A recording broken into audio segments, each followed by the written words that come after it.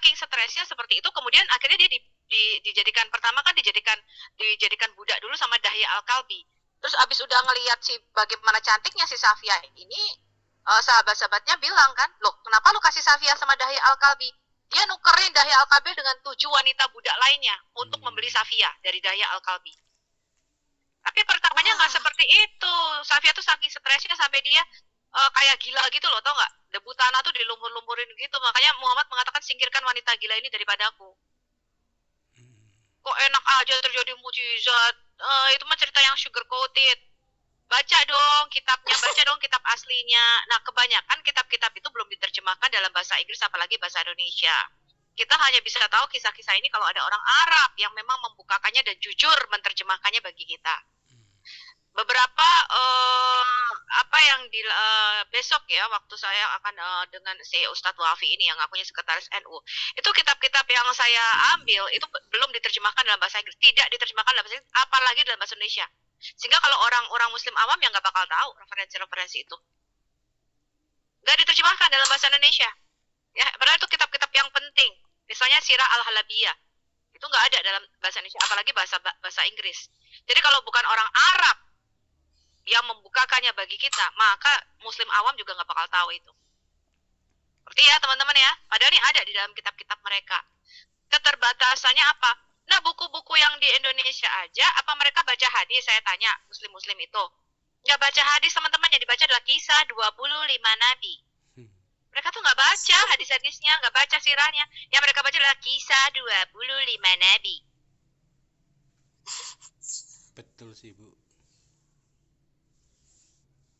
Coba kalian tanya sama Pak Kafir, sama siapa yang akhirnya murtad keluar dari Islam. Mereka tahu hadis-hadis yang kita bacakan? Nggak ngerti.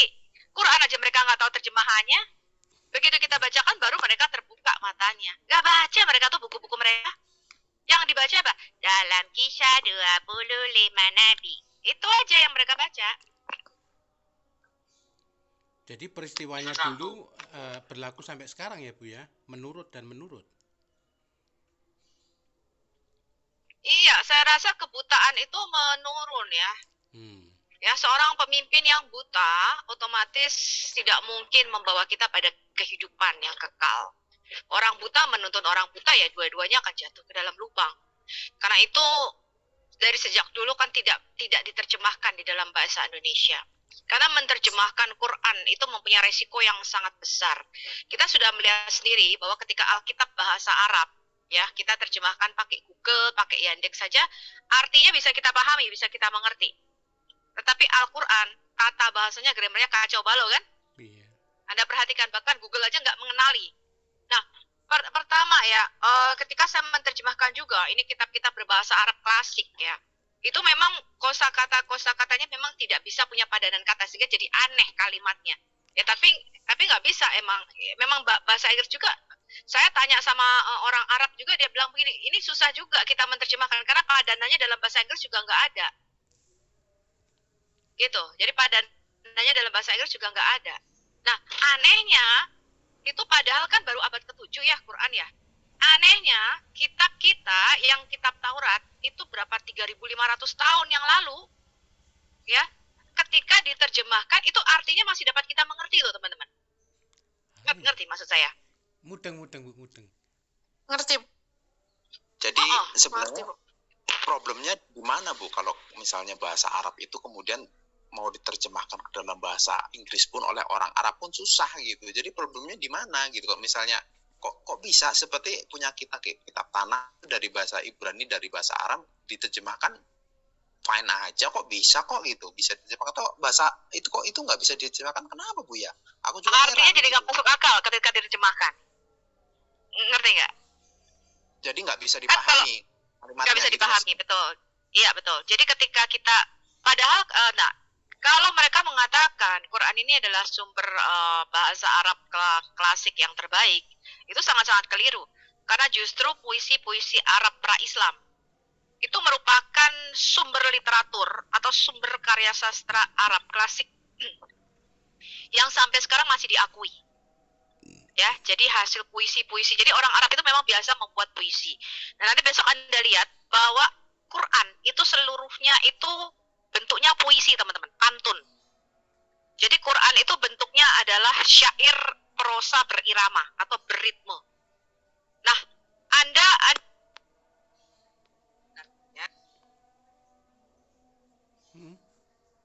Kok nggak ada suaranya? Anda memahami bahwa puisi saja itu kan susah kan diterjemahkan kan? Iya. Puisi ini loh bahasa Indonesia, puisi Khairil Anwar misalnya, aku dari kumpulanku terbuang. Begitu Anda terjemahin bahasa Inggris itu, kira-kira rasanya tuh dapat nggak? Nggak dapat. Nggak dapat. Apa artinya nggak ada gitu loh. Ya, karena apalagi pantun misalnya. 230 terlampaui. Begitu Anda terjemahin bahasa Inggris tuh, feel-nya dapat nggak tuh feel-nya? Nggak dapat kan? Nggak dapat. Ya, buah selasih, buah kedondong. Orang kamu ganteng amat sih, kenalan doang. Lu terjemahin bahasa Inggris coba. Ayo kenalan yuk. Nggak bisa. Burung gelatik menjelok di pagar. Sofiatul cantik, ya kan? Siapa yang nyamber, ya kan? Nggak, lu terjemahin bahasa Inggris, kehilangan rasanya lu. Saya boleh nyamber. Ngarep. Ya kan? Kenapa? Bentuknya pantun, itu susah sekali. Kamu terjemahin bahasa Inggris gimana?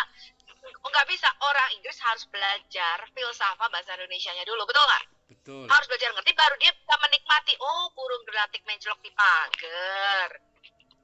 Kalau nggak ngerti, apa hubungannya burung gelatik sama menjelok di pagar? Hah? Sofiatul minta disamber. Disamber Christopher yang benar itu. Aduh.